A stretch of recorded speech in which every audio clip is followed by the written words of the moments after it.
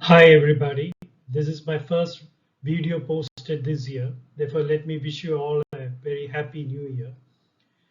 The topic of today's discussion is voiding cystourethrogram after the first urinary tract infection in children. The answer to the critical question we are seeking today is voiding cystourethrogram routinely indicated after the first urinary tract infection in infants and children? Though we will be concentrating on this topic, we will be transgressing a little into generally into VCUG and urinary tract infection in children. And then we will come back to seek an answer to this critical question at the end of the discussion. Now, what's the rationale of investigation? Let's go into a little into a theory. The rationale of investigation is that the voiding cystourethrogram is a gold standard for the diagnosis and grading of vesicular reflex. There's no doubt about it. It's considered the best, not the ultrasound, not the DMSA, nothing, not the IVP. Now, VCUG involves catheterization to fill the bladder with a radiopaque dye or radioactive liquid and recording the VUR during voiding. I wonder how many of you have been by the side of a child who is undergoing a VCUG. In an early part of my career as a pediatrician, we were the persons who were doing the VCUG, and it was not very pleasant experience. Especially in infants, you have to catheterize the child, fill the bladder till it's a little uncomfortable, take the catheter. The child will not pass voluntarily, so that the bladder has to be full so that it is uncomfortable for him to remain without passing the urine. Therefore, he passes the urine. Therefore, it's a little painful, traumatic procedure. And this should not be inflicted on a child unless it is definitely indicated. Now, they say there's no doubt is expensive, invasive, and may miss a significant portion of children who are at risk for renal scarring. And let me tell you also nowadays that many radiologists, adult radiologists, are not all that good at doing this VCUG in a private hospital.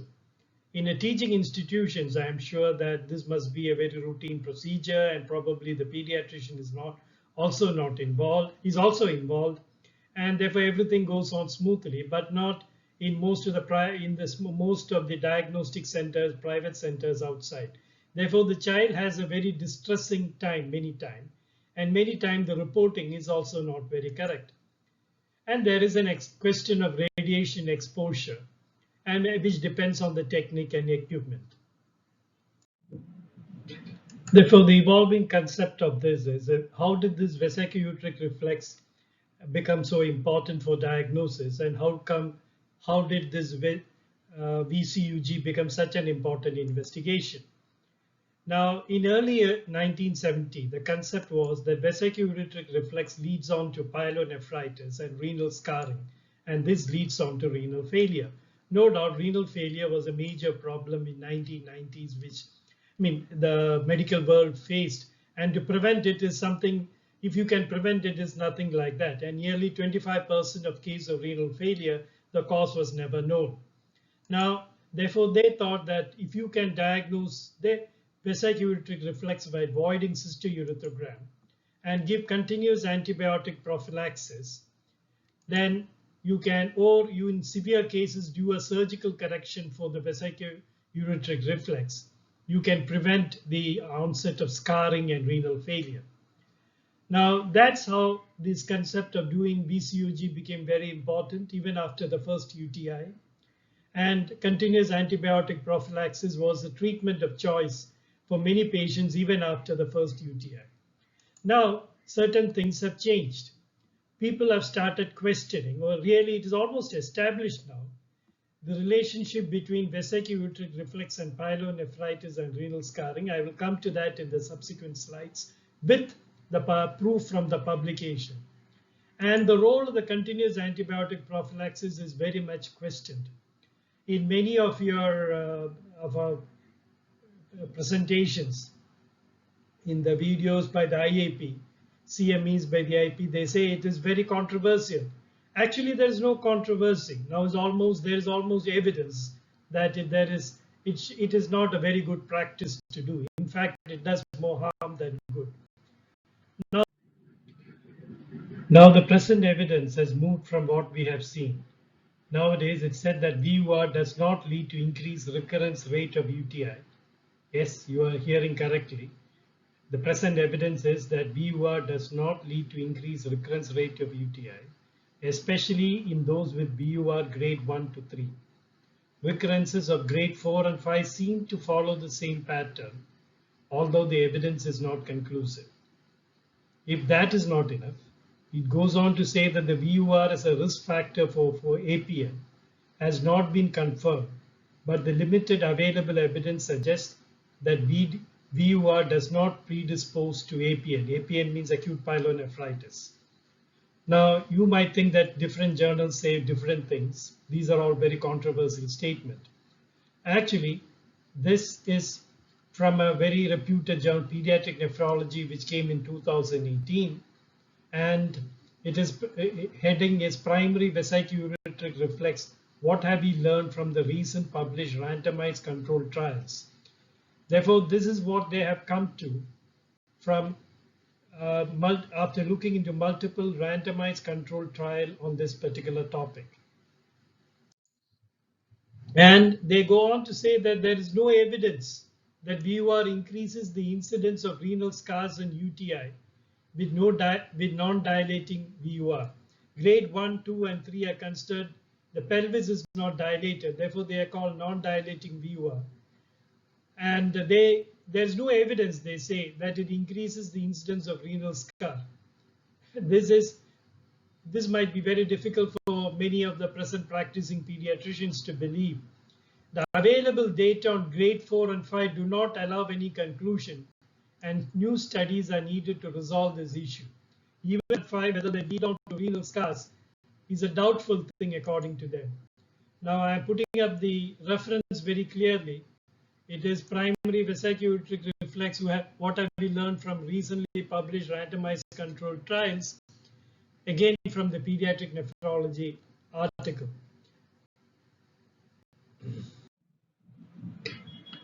Now, in contrast to earlier studies, I suggested that acute pyelonephritis associated damage was the most common cause of chronic disease in children, kidney disease in children. Now, the antenatal ultrasonographic studies have shown that intrinsic disease is involved in many cases, and population-based studies also support this. So it is a question of whether the chicken came first or the egg came first.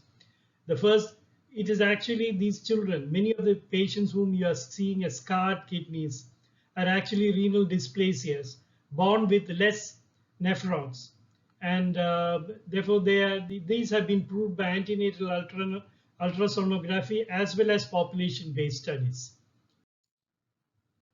In summary, one can say that most of the recent reviews show that the conventional assertion that VUR predisposed to UTI, acute pyelonephritis, and renal damage are not supported by the current data. The second reason why we did a VCUG, we were very particular of detecting vesicular reflex was, we thought we had a definite intervention in our hands, that is continuous antibiotic prophylaxis. Now in that also, we thought that we can give antibiotic and prevent the development of scarring. Now that has also been questioned, and evidence is almost there to say that it is not effective.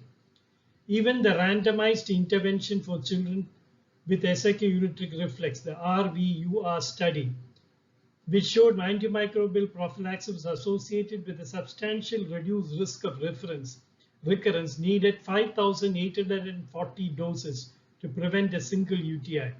The prevalence of the antibiotic resistance increased significantly.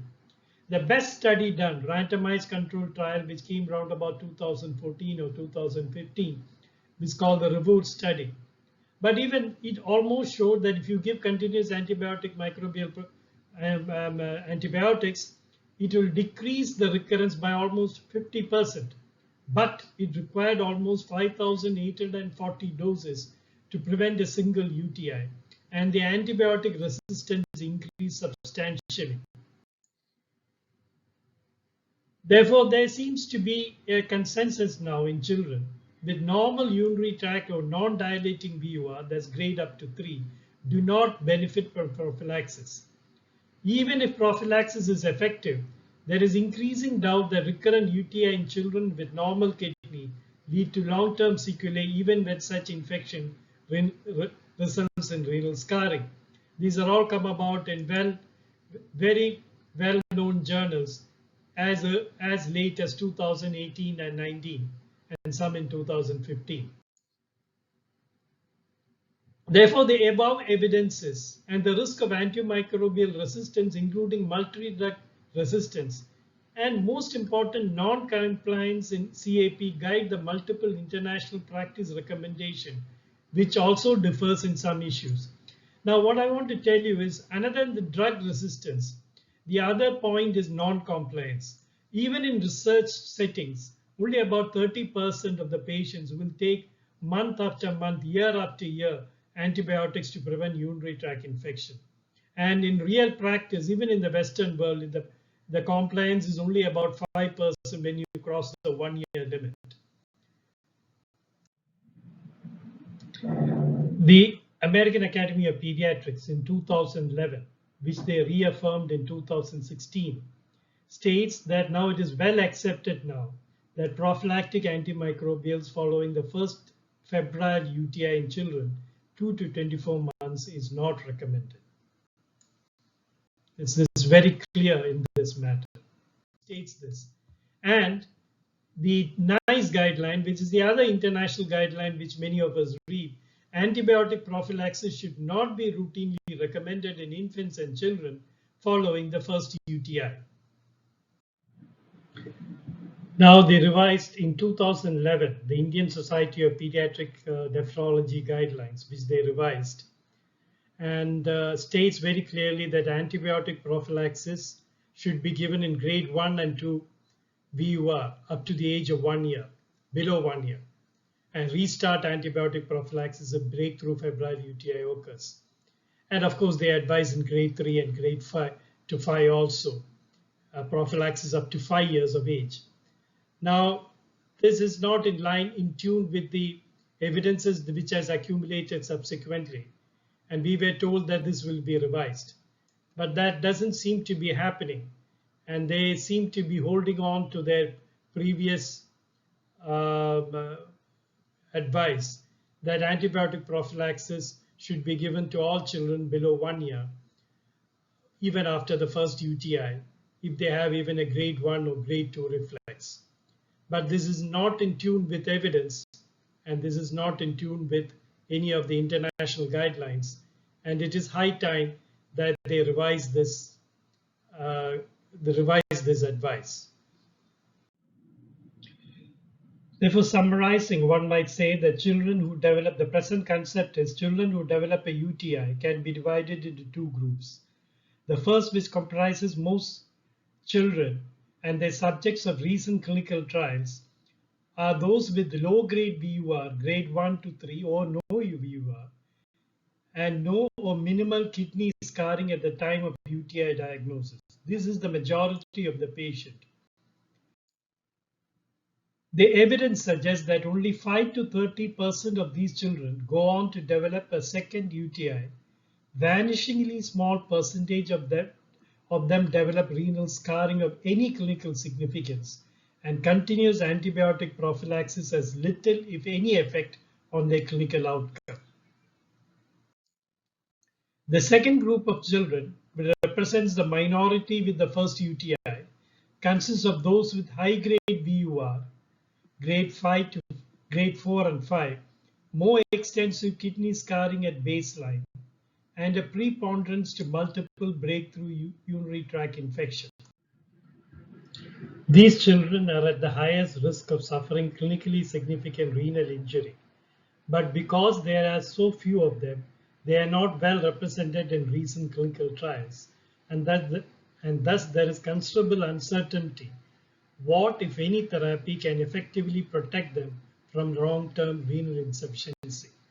Now, many of these children with grade 4 and grade 5 reflex do have congenital abnormalities at birth, renal dysplasias.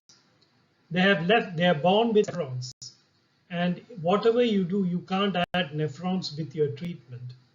And many times Though your surgery or continuous antibiotic prophylaxis may prevent recurrent infections and new scars, the development of renal failure is often not prevented.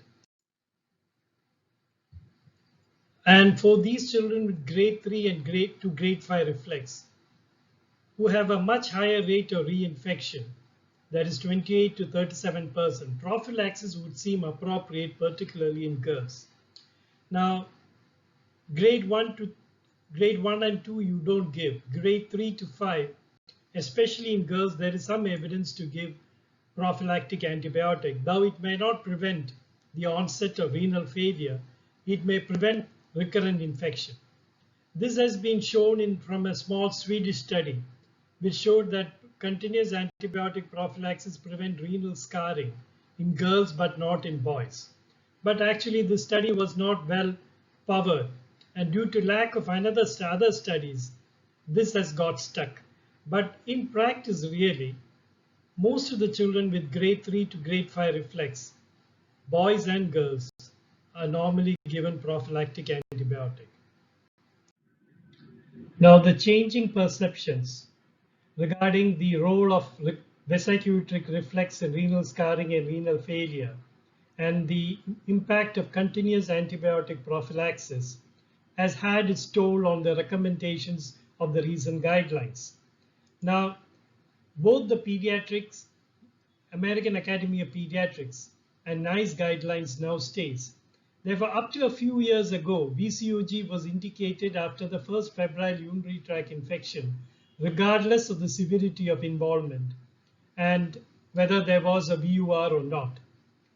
Based on new evidence demonstrating that antimicrobial prophylaxis not to be effective as presumed previously for VUR, the NICE guidelines and the American Academy of Pediatric guidelines have stated that VCUG should not be performed routinely after the first febrile UTI in children between 2 to 24 months of age.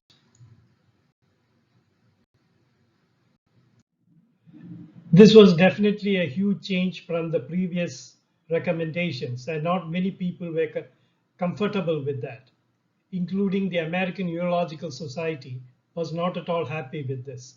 Therefore, what they came about in 2011, in 2016, the AAP went back into full evidence, and they came about the 2011 AAP Clinical and Practice Guideline. It reaffirmed in 2016 recommended the postponing of VCUG until the second febrile UTI in children 2 to 24 months of age, unless there are atypical or complex clinical circumstances, or renal bladder ultrasound reveals hydronephrosis, scarring, or other finding suggestive of high grade 4 or 5 VUR or obstructive uropathy. Therefore, even after the objections of the American Urological Society, they reaffirmed in 2016 this. You must note that by 2014, the REVOTE study had already come about, and it showed that antibiotic prophylaxis almost halved the chances of recurrence of urinary tract infection. But it did not show a decrease in renal scarring, and also there was an increased incidence of antibiotic resistance. Now, what is the underlying reason why the AAP holds on to this recommendation is the benefit of avoiding radiation exposure and discomfort in the majority of patients outweighs delayed detection of a small number of cases of high-grade reflex or surgically correctable abnormalities. That is the underlying reason why they keep postponing the VCUG to the second UTI for their recommendation. And further, in population-based studies, the significance of VUR and the value of treating VUR has been questioned. However, the guideline acknowledges that the parental preferences may play a role in the decision to perform the VCUG. You have to explain the pros and cons to the parents, and if they choose to do a VCUG, you must go ahead and do it. Now, the NICE guideline is more conservative in doing the VCUG. The United Kingdom's NICE guideline suggests VCUG below 6 months for atypical or recurrent UTI. And after the first one, only for atypical or recurrent UTI. And they defined atypical UTI as serious illness. Now, serious illness means children who look very septicemic, who have seizures, etc., poor urine flow, abdominal or bladder mass, elevated creatinine, septicemia, infection with an organism other than E. coli. This is important. Any non-E. coli UTI, you have to do a VCUG. It's taken as an atypical urinary tract infection below 6 months and failure to respond to antibiotic within 48 hours. Therefore, if you look at what is a typical UTI, you can say that a patient who has an E. coli UTI, which responds to a treatment within 48 hours and is not very sick looking, then you can define it as a typical UTI. And they defined recurrent UTI as 2 episodes of upper UTI with 2 episodes of pyelonephritis. That's what it is, upper UTI, or 1 episode of upper UTI and more than 1 episodes of lower UTI, 1 or more episodes. In other words, what it means is, if you have a lower urinary tract infection, you should have 3 episodes. If one of them is a pyelonephritis, that's a febrile UTI, then you need to have only 2 UTIs to declare it as a recurrent UTI. Remember that recurrent UTI is not the second UTI as per the NICE guidelines. And it also suggests that per se that is enough for VCUG only below 6 months. 6 months to 3 years, it wants for typical or atypical UTI an ultrasound abnormality like a dilatation of the ultrasound, seen on ultrasound, poor urine flow, or even for non-E. coli infection or family history of UR. Therefore, 6 months to 3 years, it has certain other criteria before you do a VCOG. Now, coming to the Indian Society of Pediatric Nephrology guidelines, which was given in 2011 and has not been updated, is a really controversial one. It states that all children below 1 year, you need to do ultrasound, MCU, and DMSA scan. This is something which is not practiced anywhere now, probably. And above 1 to 5 years, an MCU is done if the ultrasound or DMSA scan is abnormal, and above 5 years if the ultrasound is abnormal. I think that the present evidence says it is high time that this recommendation is changed for the reasons which we have already discussed.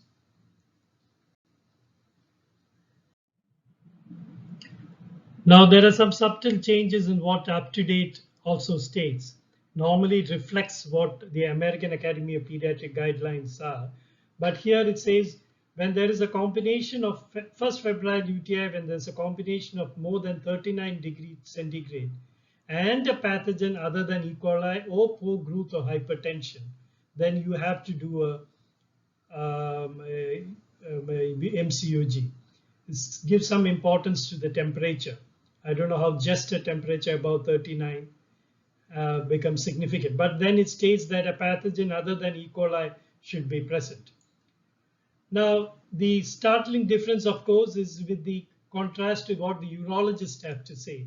Both the American and the European urologists differ from the physicians. And they have continued to recommend performing a VCOG after the first febrile UTI in children less than 2 years of age. This is reflected from what our pediatric surgeons do state in most of the symposia.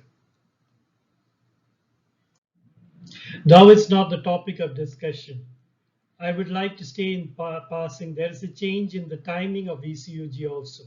For decades, we have been doing VCOG, maybe 4 to 6 weeks after a urinary tract infection, because we felt that the urinary tract infection itself may cause some dilatation of the ureter and the pelvis. But nowadays, they say the early imaging does not appear to falsely increase the detection of VUR. To avoid the use of prophylactic antibiotic in children without VUR, one may prefer to conduct VCUG during the last days of antimicrobial therapy or immediately after completion of antimicrobial therapy for UTI. Therefore, at the end of the day, if you have admitted the patient and you're giving antibiotic, you can probably do it on the last day of antibiotic, the 7th or 8th day. Now, this is a sea change from what we have been practicing before. Now, there are some worries when we put whatever we have learned or whatever evidence we have learned into practice. Now, the present thing is that we avoid an MCUG, and we do an MCUG only if the ultrasound is abnormal. Therefore, this has caused some apprehension in certain people. They believe that the theory apart in real life situation, the reliance of NICE and AAP guideline on the pivotal initial ultrasound to dictate the need for VCUG may be unsuitable, when, as in most hospitals around the world, the initial ultrasound is performed by a general radiologist. And in an article which has been published recently, the renal tract abnormalities missed in the first imaging, they have stated that an ultrasound is operator dependent. Results reported by general radiologists can sometimes miss even grade 3 and 4. Therefore, the idea is the ultrasound will detect grade 3 and 4, but up to grade 1 and 2, you don't have to do any intervention. Therefore, when the ultrasound is normal, and even if they miss it, it is of no consequences. But sometimes even grade 3 and 4 are missed when it is done by an adult radiologist. And in one series, the ultrasound missed 31% of the children with a grade VUR greater than grade 2, and many children with renal scarring. But there is a worry like that. But nowadays, you cannot say that you have a bad radiologist, therefore you are doing an MCUG. I don't think that would be acceptable. So to the final $1,000,000 question, how does one practice? How does one put into practice whatever knowledge we have gained? I can only state what I do, and it is up to you, each one of you, to decide based on the theoretical background which I have given to you. What I do after first UTI, if the patient has an E. coli UTI response within 48 hours and the ultrasound is normal and it doesn't have any atypical features, I do no VCUG, but I keep them under close follow-up. Now, if the social situations to be considered, now if the child is coming with very far away and the patient is likely to be lost in follow-up, or the parents are very apprehensive, you may have to give in and do an VCUG if they take the option. But that is very few. If you explain in full, I find that most of them understand better. The lesser educated, in fact, understand it better than the more educated. Now, if you have a second UTI, I definitely go ahead and I strongly consider the VCUG. Now remember, this is as per the American AAP guideline. The NICE guideline says only for recurrent UTI. And the recurrent UTI, they say it has to be 3 lower urinary tract infections, or 2 urinary tract infections is one of them is an acute pyelonephritis. And how do you define acute pyelonephritis is a little controversial. In some books, they say any febrile UTI, you will have to take it as a upper UTI and consider it as a pyelonephritis. There is another problem here when you talk of second UTI. Sometimes, if it comes in close combination, you can understand. If a child develops a first UTI, say at 8 months, and then develops at 1.5 years, there's no doubt that you have to take that seriously. But suppose the child develops at 1 year and the second UTI is at 10 years, whether you will take it as a second UTI, whether you have to take it equally seriously is doubtful. Therefore, there are a lot of gray areas, and one will have to use on personal judgment and probably take second opinion from pediatric nephrologist. Now, one thing you have to understand, that whether you do MCUG or not, ensure that all of your patients, after a first UTI, whenever they develop a febrile episode, have a urine specimen examined within 48 hours and a treatment started within 3 days if it is a UTI. This should be done religiously, even though the UTIs are not known to cause scars in normal patients who have a normal urinary tract system. Therefore, even today, this has to be followed. This is the most important thing, rather than continuous antibiotic prophylaxis or breaking your head whether you do an MCUG or not. So coming to the critical question, to the answer to the critical question, is voiding cystourethrogram routinely indicated after the first urinary tract infection in infants and children? Is it routinely indicated?